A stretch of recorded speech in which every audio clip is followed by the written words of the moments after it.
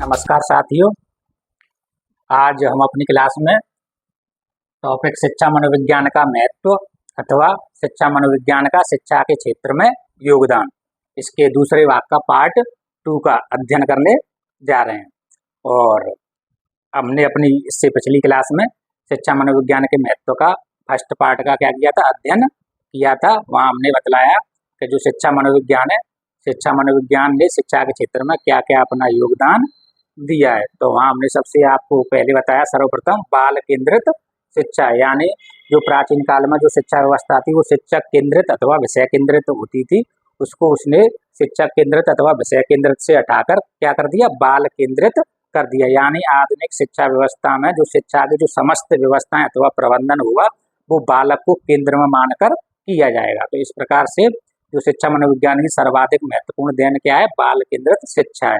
फिर उसके बाद हमने आपको बताया सीखने की प्रक्रिया का ज्ञान। तो सीखने की प्रक्रिया की भी अपनी क्या है, कुछ विशेषताएं होती हैं और सीखने के नियम अथवा सिद्धांत होते हैं। तो जो शिक्षा मनोविज्ञान है शिक्षकों को अधिगम के नियम एवं सिद्धांतों से क्या कराता है, अवगत कराता है, परिचय कराता है, जिससे शिक्षक अपने शिक्षण कार्य को क्या कर सके, प्रभावी कर सके। उसके बाद हमने आपको बताया कि शिक्षा मनोविज्ञान ने शिक्षण पद्धतियों में क्या कर दिया, परिवर्तन कर दिया है। शिक्षा मनोविज्ञान के तहत नवीन शिक्षण पद्धतियों का क्या किया जा रहा है, अनुसंधान एवं खोज की जा रही है और भिन्न भिन्न बालकों की भिन्न भिन्न व्यक्तिगत विशेषताओं के अनुसार उन शिक्षण पद्धतियों के द्वारा शिक्षण कार्य करवाया जा रहा है ताकि बालक का अधिगम सहज सरल हो सके। फिर हमने आपको बताया शिक्षा मनोविज्ञान ने अनुशासन में भी महत्वपूर्ण भूमिका निभाई है। प्राचीन काल में शिक्षकों की यह मान्यता थी कि छड़ी के बिना अनुशासन स्थापित करना असंभव है, लेकिन अब यह धारणा क्या है, निर्मूल हो गई है, जड़ विहीन हो गई है। तो अब आप देखते हो शिक्षा मनोविज्ञान कहता है कि बालकों को स्व अनुशासन होने के लिए क्या किया जाए, प्रेरित किया जाए। इसके लिए बालकों को प्रजातांत्रिक गुणों को प्रेम, सहयोग, सहानुभूति, संवेदना और मार्गदर्शक की भूमिका एवं मैत्रीपूर्ण माहौल बनाते हुए छात्रों को अधिक से अधिक स्व अनुशासन के लिए क्या किया जाए, प्रेरित किया जाना चाहिए। फिर हमने आपको बतलाया कि पाठ है सहगामी क्रियाएं, यानी शिक्षा मनोविज्ञान पाठ्यक्रम के साथ साथ पाठ्य सहगामी क्रियाओं पर भी क्या देता है, बल देता है ताकि बालक का सर्वांगीण विकास किया जाए, उसका संपूर्ण विकास किया जाए। पाठ्य सहगामी क्रियाओं के जैसे खेलकूद है, वाद विवाद प्रतियोगिता है, अंत्याक्षरी प्रतियोगिता है, बाल सभा है, ठीक है जी, निबंध लेखन है, श्रुत लेख है और आपका शैक्षिक भ्रमण है। ऐसी पाठ्यक्रम के साथ साथ चलने वाली सहगामी क्रियाएं जिससे बालक का सर्वांगीण एवं संपूर्ण विकास हो सके, यह भी अति महत्वपूर्ण होती है।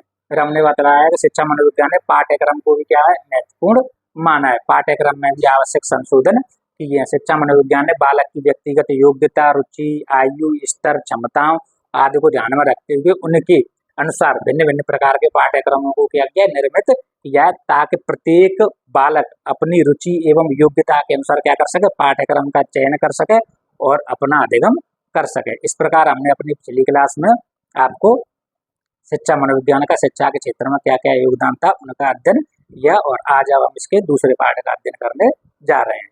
तो 8 बिंदु तक वहां पर हम अध्ययन कर चुके थे। अब अगला है शुद्ध अथवा स्वस्थ वातावरण, हेल्दी एनवायरमेंट अथवा इम्पोर्टेंस ऑफ एनवायरमेंट, वातावरण का महत्व। आज की शिक्षा व्यवस्था में मनोविज्ञान वंश परंपरा अथवा वंशानुक्रम से अधिक वातावरण को अधिक महत्वपूर्ण मानता है। ध्यान रखना, आज की जो शिक्षा व्यवस्था अथवा शिक्षा प्रणाली है उसमें जो मनोविज्ञान है वंश परंपरा अथवा वंशानुक्रम से अधिक वातावरण को क्या देता है, महत्व प्रदान करता है। शुद्ध एवं स्वस्थ वातावरण बालकों को विषयों के सीखने के प्रति क्या करता है, रुचि उत्पन्न करता है। विद्यालयों में इस प्रकार का वातावरण बनाया जाना चाहिए कि बालक उस वातावरण में सीखे हुए ज्ञान का अथवा अर्जित किए हुए ज्ञान का स्थानांतरण अपने व्यवहारिक जीवन में कर सके। बालक का जो शारीरिक एवं मानसिक विकास वो निरंतर रूप से क्या रहे, जारी रहे और उसमें किसी भी प्रकार का तनाव, चिंता अथवा भय का माहौल ना बने। इस प्रकार का शुद्ध एवं स्वस्थ वातावरण विद्यालय के अंतर्गत क्या किया जाना चाहिए, निर्मित किया जाना चाहिए। शिक्षा मनोविज्ञान कहता है कि जो बालक का सुनियोजित अथवा संतुलित जो विकास है वो अनुकूलित वातावरण पर क्या करता है, निर्भर करता है। किस पर निर्भर करता है, अनुकूलित वातावरण पर निर्भर करता है। तो ओवरऑल यदि हम कहें तो जो शिक्षा मनोविज्ञान है वंशानुक्रम से भी अधिक इस पर बल देता है, वातावरण पर अधिक बल देता है। वातावरण बालक के सीखने को सहज सरल बनाता है। और एक विद्वान थे जॉन ब्रॉड्स वाटसन ने वातावरण के महत्व को समझाते हुए यहाँ तक कहा कि मुझे स्वस्थ बालक दे दो। क्या कहा? मुझे स्वस्थ बालक दे दो, मैं उसे अच्छे से अच्छा जज अथवा चोर बना सकता हूँ। यह किसने कहा? जॉन ब्रॉड्स वाटसन ने। और उनका यह कथन अत्यंत महत्वपूर्ण एवं अत्यंत प्रसिद्ध है, जो कई बार परीक्षाओं में पूछा गया है। तो बात समझ में आई ना? जो आधुनिक शिक्षा व्यवस्था में जो मनोविज्ञान है वो किस पर? वंश परंपरा की तुलना में वातावरण को अधिक महत्व देता है, वातावरण को अधिक प्रधान मानता है। शुद्ध अथवा स्वस्थ वातावरण बालकों में सीखने के विषयों के प्रति क्या करता है? रुचि उत्पन्न करता है। बालकों में सीखने की जो गतिविधियां हैं वो इस तरीके से तैयार की जाती हैं जिससे बालकों में क्या हो? रुचि जागृत हो, सीखने के प्रति बालक क्या हो? लालायित हो। शिक्षा मनोविज्ञान कहता है कि किसी भी बालक का स्वस्थ एवं संतुलित विकास उसके सुनियोजित एवं अनुकूलित वातावरण पर क्या करता है? निर्भर करता है। तो आप देख रहे हो जो वंशानुक्रम से भी अधिक क्या है? वातावरण अधिक प्रभावी है। तो शिक्षा मनोविज्ञान है वो शुद्ध एवं स्वस्थ वातावरण क्या देता है? बल देता है। और वाटसन ने वातावरण पर फोकस करते हुए एक कथन कहा, मुझे स्वस्थ बालक दे दो, मैं उसे अच्छे से अच्छा जज अथवा अच्छे से अच्छा चोर बना सकता हूँ। तो यह आपका वातावरण का क्या है? महत्व शिक्षा मनोविज्ञान ने या मनोविज्ञान ने शिक्षा के क्षेत्र में वातावरण को क्या माना है? अधिक महत्वपूर्ण माना है। अब अगला बिंदु है समस्यात्मक बालक, प्रॉब्लमेटिक चिल्ड्रन। प्रत्येक विद्यालय में कुछ बालक बाल अपराधी भी हो सकते हैं, कुछ बालक पलायनशील यानी विद्यालय से भागने वाले, विद्यालय से बंक होने वाले, चोर अथवा जुआरी आदि हो सकते हैं। तो जो शिक्षा मनोविज्ञान है अथवा मनोविज्ञान है जो शिक्षा के क्षेत्र में ऐसे बालकों के लिए क्या बतलाता है? ऐसे बालकों की मानसिक चिकित्सा होना अनिवार्य है। यानी उन बालकों की क्या की जानी चाहिए? मानसिक चिकित्सा की जानी चाहिए। मनोविज्ञान ऐसे बालकों को समस्यात्मक बालक कतई नहीं मानता है। मनोविज्ञान कहता है कि बालक समस्यात्मक बालक नहीं होता। समस्यात्मक अभिभावक होगा, समस्यात्मक पिता होगा, समस्यात्मक स्कूल संभव है, लेकिन समस्यात्मक बालक संभव नहीं होता है। इसलिए मनोविज्ञान क्या कहता है कि मनोविज्ञान शिक्षा के क्षेत्र में ऐसे बालकों के जो असामाजिक व्यवहार है उसके असामाजिक व्यवहार के कारणों का पता लगाने की क्या करता है? चेष्टा करता है अथवा उसका समर्थन करता है, ना कि उस बालक को समस्यात्मक घोषित करके एक और हो जाता है। तो ध्यान रखना, जो शिक्षा मनोविज्ञान के क्षेत्र में जो मनोविज्ञान है वो मनोविज्ञान बतलाता है कि कोई भी बालक समस्यात्मक नहीं होता। प्राय विद्यालयों में अपराधी बालक, ठीक है जी, पलायनशील बालक, चोर या जुआरी आदि होते ही हैं, लेकिन ऐसे बालकों की क्या की जानी चाहिए? मानसिक चिकित्सा अनिवार्य है, मानसिक चिकित्सा की जानी चाहिए। मनोविज्ञान के अनुसार ऐसे बालक को समस्यात्मक बालक नहीं कहा जा सकता। यानी मनोविज्ञान यह कहता है कोई भी बालक समस्यात्मक बालक नहीं होता है। बालक में समस्या नहीं होती, समस्या उसके पिता में होगी, उसके अभिभावक में होगी, उसके स्कूल में होगी। समस्यात्मक स्कूल संभव है लेकिन समस्यात्मक बालक संभव नहीं है। तो जो शिक्षा मनोविज्ञान है, शिक्षा मनोविज्ञान ऐसे समस्यात्मक बालकों के असामाजिक व्यवहार के कारणों के का पता लगाने पर, असामाजिक व्यवहार के कारणों का पता लगाने पर क्या करता है? बल देता है अथवा उस धारणा का समर्थन करता है, ना कि किसी भी बालक को समस्यात्मक घोषित करके अपने आप को अलग बतलाता है। तो ये आप देख रहे हो समस्यात्मक बालक संभव नहीं है। ठीक है जी, तो ये किसकी अवधारणा है? तो बालक कभी भी समस्यात्मक नहीं होता है। यह मनोविज्ञान ने शिक्षा मनोविज्ञान या शिक्षा के क्षेत्र में बतलाया है। अब अगला है मापन एवं मूल्यांकन। अब जो मनोविज्ञान की भिन्न भिन्न प्रकार की मापन एवं मूल्यांकन की विधियां जो खोजी गई हैं अथवा अनुसंधान की गई हैं, उन मापन एवं मूल्यांकन की विधियों को हम शिक्षा के क्षेत्र में बालकों के व्यवहार को जानने के लिए क्या करते हैं? उपयोग में लाते हैं। तो मापन एवं मूल्यांकन की विधियों के माध्यम से हम यह जानने का प्रयास करते हैं कि बालक में किस किस प्रकार की कमियां हैं अथवा किस किस प्रकार के दोष हैं, बालक की प्रगति कहाँ तक संभव हुई है, बालक की उन्नति कहाँ तक हुई है। तो ये हम मापन एवं मूल्यांकन की विधियों के माध्यम से क्या करते हैं, पता लगाते हैं। इसके साथ ही मापन एवं मूल्यांकन की विधियों के द्वारा हम शिक्षा के क्षेत्र में होने वाले शैक्षिक अपव्यय यानी शिक्षा के क्षेत्र में होने वाले अनावश्यक खर्चे को एवं शैक्षिक अवरोधन यानी शैक्षिक व्यवस्था होने के बावजूद भी बालक विद्यालय नहीं आ रहा है, शैक्षिक ड्रॉप आउट बच्चों का भी क्या कर सकते हैं, पता लगा सकते हैं। तो मापन एवं मूल्यांकन की विधियों के माध्यम से हमें यह पता लगाते हैं कि बालक की उन्नति कहाँ तक हुई है, बालक की प्रगति में कौन कौन से तत्व सहायक है, कौन कौन से तत्व बाधक है। इसके अलावा शिक्षा के क्षेत्र में होने वाले शैक्षिक अपव्यय एवं शैक्षिक अवरोधन की समस्या का भी हम क्या कर सकते हैं, पता लगा सकते हैं। किनके माध्यम से, मापन एवं मूल्यांकन की विधियों के माध्यम से। अब अगला बिंदु है 12वां, शैक्षिक लक्ष्य एवं उद्देश्यों की प्राप्ति में सहायक। तो जो शिक्षा मनोविज्ञान है वो शिक्षा के लक्ष्य एवं उद्देश्यों की पूर्ति अथवा प्राप्ति करने में क्या है, सहायक है। B.F. स्किनर जो विद्वान थे, इन्होंने कहा कि जो शिक्षा मनोविज्ञान है शिक्षक को ज्ञान प्रदान करता है और शिक्षक उस ज्ञान के आधार पर क्या करता है, शैक्षिक लक्ष्यों एवं उद्देश्यों की पूर्ति करता है। अब स्वाभाविक सी बात है, शिक्षा के क्षेत्र में जो शैक्षिक लक्ष्य है, जो सबसे मूलभूत एवं सर्वाधिक सर्वोपरि जो लक्ष्य है वो है बालक का अधिगम क्या हो, सहज और सरल हो, सीखना उसका तीव्र हो और शिक्षक का शिक्षण कार्य क्या हो, प्रभावी हो। तो इसलिए शिक्षा मनोविज्ञान क्या है, शिक्षक को अपने इन लक्ष्यों को पूरा करने के लिए क्या करता है, शैक्षिक ज्ञान प्रदान करता है या मनोवैज्ञानिक ज्ञान प्रदान करता है।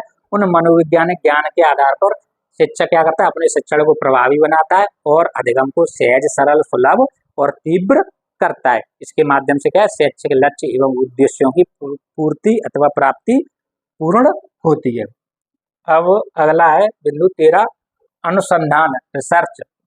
शिक्षा के क्षेत्र में क्या है, अनेक अनुसंधान हुए हैं और अनेक अनुसंधान जारी हैं। नवीन अनुसंधानों के द्वारा शिक्षा के क्षेत्र में होने वाली आवश्यक मूलभूत प्रक्रियाओं को क्या किया जाता है, ग्रहण किया जाता है। कि जैसे नवीन शिक्षण पद्धतियों का क्या किया जा रहा है, अनुसंधान किया जा रहा है। किस किस प्रकार की शिक्षण पद्धति किस किस प्रकार के बालकों के लिए क्या होगी, लाभदायी होगी। तो यह सब कौन बतलाता है हमें, शिक्षा मनोविज्ञान बतलाता है। मनोविज्ञान के क्षेत्र में हो रहे अनुसंधान कार्यों से हमें क्या मिलता है, बालक के जो विद्यालय वातावरण है या उसके शैक्षिक वातावरण है, तो शैक्षिक वातावरण को अनुकूल बनाने में क्या मिलती है, लाभ मिलता है।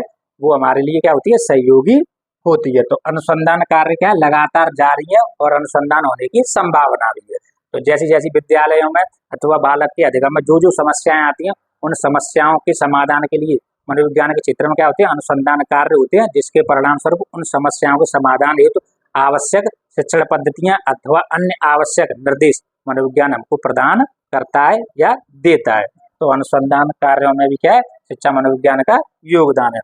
अब आ जाओ 14 बिंदु, बालक की संवेगात्मक क्रियाएं, इमोशनल एक्टिविटीज ऑफ चाइल्ड। जो शिक्षा मनोविज्ञान है वो बालक की संवेगात्मक क्रियाएं जैसे ईर्ष्या, घृणा, क्रोध और आपका चिंता, भय अथवा हर्ष आदि ऐसी संवेगात्मक क्रियाओं को क्या करता है, संवेगात्मक क्रियाओं को मार्गांतीकरण करने का क्या करता है, प्रयास करता है या बालक की संवेगात्मक क्रियाओं पर भी अधिक बल देता है। शिक्षा मनोविज्ञान कहता है जो बालक की जो नकारात्मक संवेग है, उन नकारात्मक संवेगों का क्या किया जाए, शोधन किया जाए, उनको उन्नयन प्रदान किया जाए एवं उनका सही मार्गांतरीकरण किया जाना चाहिए, जिससे बालक में क्या है, जो जैसे ईर्ष्या, घृणा या भय जैसे जो नकारात्मक संवेग वो बालक के विनाश को प्रेरित ना करके उसके विकास को क्या करें, प्रभावित करें, उसके विकास के लिए क्या हो, सहायक बन जाए। जैसे आप देखते हो यदि कोई अपने साथ का मित्र मंडली का या अपने कोई अड़ोस पड़ोस का कोई बालक है, यदि किसी परीक्षा विशेष में क्या है सफलता प्राप्त करता है, तो मानव प्रवृत्ति की स्वाभाविक सी बात है कि दूसरे को सफल देखते हुए व्यक्ति में क्या थोड़ा सा कहीं ना कहीं ईर्ष्या का भाव अथवा घृणा का भाव आता है। तो इस ईर्ष्या और घृणा के भाव को, इस नकारात्मक संवेग को हमें सकारात्मक रूप देते हुए हमें क्या है, इसको प्रतिस्पर्धा का रूप दिया जाना चाहिए कि जब वह व्यक्ति परीक्षा में सफल हो सकता है तो मैं अपनी परीक्षा में सफल क्यों नहीं हो सकता। इस प्रकार का जब आप उसको सकारात्मक दिशा दोगे, अपनी जो संवेगात्मक नकारात्मक संवेगात्मक प्रक्रियाएं या संवेगात्मक क्रियाएं उनको आप सकारात्मक रूप प्रदान करोगे, तो वो संवेगात्मक क्रियाएं आपके विकास में क्या होंगी, साधक बनेंगी, सहयोगी बनेंगी। तो आप देख रहे हो जो मनोविज्ञान है वो बालक की संवेगात्मक क्रियाओं को भी क्या करता है, महत्वपूर्ण मानता है। अब अगला है थकान एवं रुचि, फैटिग एंड इंटरेस्ट। तो जो शिक्षा मनोविज्ञान है, शिक्षा मनोविज्ञान शिक्षा के क्षेत्र में बालकों में भिन्न भिन्न प्रकार की रुचियों को क्या करता है, महत्वपूर्ण मानता है। बालक में किन किन क्षेत्रों में अधिक रुचि है, उन रुचि के क्षेत्रों पर बालकों को क्या किया जाए, अध्ययन करवाया जाए। तो बालक का सीखना है वो सहज, सरल और तीव्र होगा। और स्वाभाविक सी बात है, जिन कार्यों को करने के लिए हमारे अंदर रुचि होती है या हमें स्वयं में तत्परता होती है, उस कार्य को हम करना सहज सरलता से सीख जाते हैं। और जिस कार्य को करने में हमारी रुचि नहीं होती है, उस कार्य को हम क्या है, बार बार करने से पीछे हटते हैं, या उस कार्य में हमारा अधिगम है वो क्या है, मंद अथवा धीमा होता जाता है। तो जो शिक्षा मनोविज्ञान है रुचि को अत्यंत महत्वपूर्ण मानता है, यानी रुचि अधिगम का सीधा घनिष्ठ संबंध है। जो रुचि वाला कार्य होता है उसमें बालक का अधिगम सहज, सरल और तीव्रता से होगा। और जो बालक का रुचि का क्षेत्र नहीं होगा, जो विषय वस्तु उसके रुचि की नहीं होगी, रुचि युक्त क्षेत्र की विषय वस्तु न होने पर बालक का उस विषय में अधिगम है बहुत मंद अथवा धीमी गति से होता है। इसके साथ साथ शिक्षा मनोविज्ञान थकान को भी महत्वपूर्ण मानता है कि बालकों में किस किस प्रकार भिन्न भिन्न विषयों के प्रति थकान क्यों होती है, उनके थकान के कौन कौन से क्षेत्र हैं, उनकी थकान को किस प्रकार से समाप्त किया जा सकता है या कम किया जा सकता है।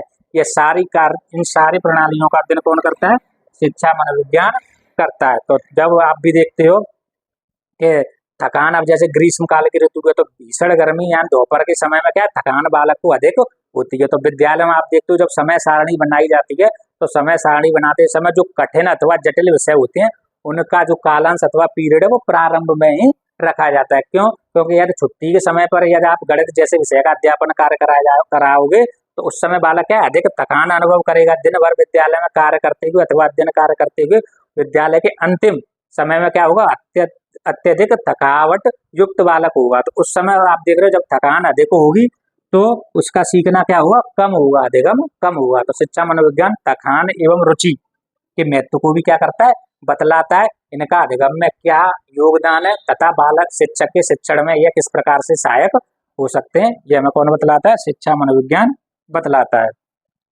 और अंतिम बिंदु है प्रेरणा अथवा मूल प्रवृत्तियां, यानी शिक्षा मनोविज्ञान है, शिक्षा मनोविज्ञान बालक शिक्षा के क्षेत्र में प्रेरणाओं एवं मूल प्रवृत्तियों को क्या करता है, अति महत्वपूर्ण मानता है।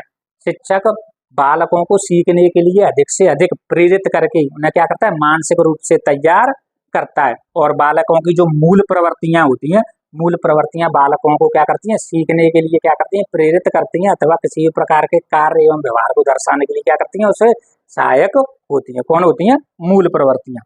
तो इस प्रकार आप देख रहे हैं जो शिक्षा मनोविज्ञान है प्रेरणा यानी अभिप्रेरणा एवं मूल प्रवृत्तियों को भी क्या मानता है, महत्वपूर्ण मानता है। शिक्षा मनोविज्ञान शिक्षक को बतलाता है कि शिक्षक को बालक को सीखने के लिए अधिक से अधिक प्रेरित किया जाना चाहिए। यानी शिक्षक किसी भी विषय वस्तु को पढ़ाने से पूर्व बालक को उसके लिए मानसिक दृष्टि से क्या करे, उसे अभिप्रेरित करे, उसे सीखने के लिए तैयार करे। इसके साथ साथ मूल प्रवृत्तियां होती हैं, जो मूल प्रवृत्तियां होती हैं वो भी बालक की किसी भी प्रकार की गतिविधि, क्रियाविधि अथवा व्यवहार के लिए क्या होती हैं, उत्तरदायी होती हैं। तो इस प्रकार हमने अपने इस टॉपिक में शिक्षा मनोविज्ञान के महत्व में, शिक्षा के क्षेत्र में शिक्षा मनोविज्ञान ने क्या क्या अपना योगदान दिया है, क्या क्या मार्गदर्शन किया है, उसके बारे में क्या किया, अध्ययन किया। तो सबसे महत्वपूर्ण चीज यही निकल के आई, जो शिक्षा मनोविज्ञान के क्षेत्र में जो शिक्षा का सर्वाधिक महत्वपूर्ण योगदान है वो है बाल केंद्रित शिक्षा। और दूसरी बात जो सर्वाधिक महत्वपूर्ण जो नजर आती है वो है शिक्षा मनोविज्ञान के क्षेत्र में जो वंशानुक्रम से भी अधिक प्रभावी शिक्षा मनोविज्ञान किसको मानता है, वातावरण को मानता है। यानी वातावरण वंश परंपरा अथवा वंशानुक्रम से भी अधिक प्रभावी है। और जो कथन कहा था जॉन ब्रॉड्स वाटसन ने, मुझे स्वस्थ बालक दे दो, मैं उसे अच्छे से अच्छा जज अथवा चोर बना सकता हूँ, यह सर्वाधिक प्रचलित कथन है वातावरण पर आधारित। तो आप देख रहे हो आज का हमारा टॉपिक यदि आपको अच्छा लगा हो तो हमें प्लीज लाइक करो, शेयर करो, सब्सक्राइब करो। धन्यवाद।